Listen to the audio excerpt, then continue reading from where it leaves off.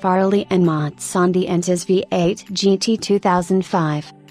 Extravagant one-off by Italian coach builders Walter Faralli and Luca Mazzanti, Antas's rolling sculpture, with its road-going performance secondary to the expression of historic design themes of the 1930s and 1950s. With a nod to its Italian roots, the Antas gets its name from the ancient Etruscan word for eagle. Actually, Antas in translation from the Etruscan language means eagle.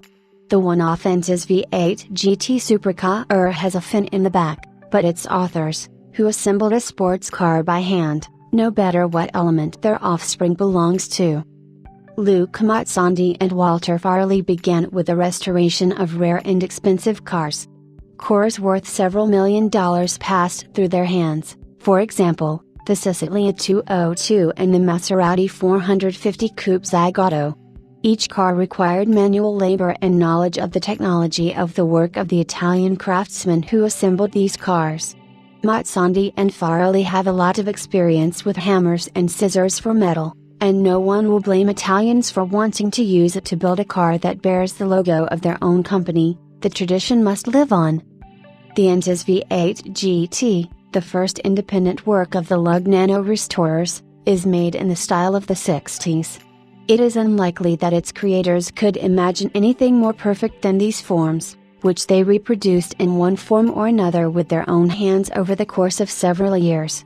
However, Antas can rightfully be called a car from the 60s, the technology of its production is no different from the one that was practiced almost half a century ago. Like the restored copies by Mazzanti and Faralli, Antas is unfamiliar with such a concept as computer modeling. It was literally created from scratch using a pencil. The car was drawn on a 1:1 scale, and it was the live drawing that served as the basis for the drawings. The process of building a car is clearly shown by a video posted by Faralli and Mazzanti on their website. A man armed with scissors and a hammer turns steel bars into an openwork structure of the body frame, and aluminum sheets into gracefully curved fenders, bumpers, doors.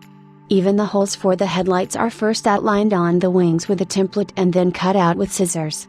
In the workshop there is not a single automatic machine, only the simplest machines, which were probably used 50 years ago.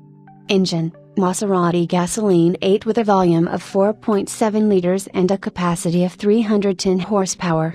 The cylinders are fed through 4 Weber carburetors, and 421 Nm of torque is transmitted to the rear wheels through a 5-speed ZF gearbox.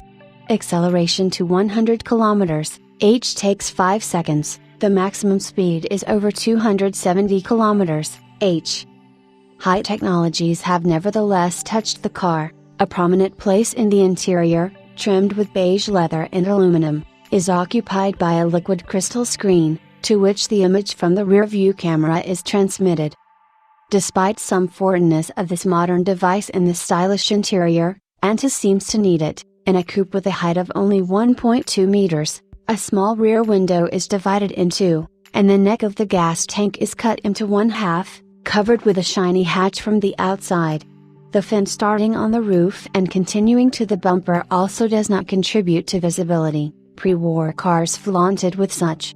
On Antas it performs not only an aerodynamic function, it has a built-in camera that transmits the image to the monitor in the cabin.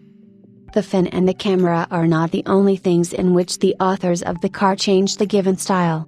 The ignition switch under the protective casing and the engine start button flew into an influx in the ceiling in front of the windshield, like in a combat helicopter.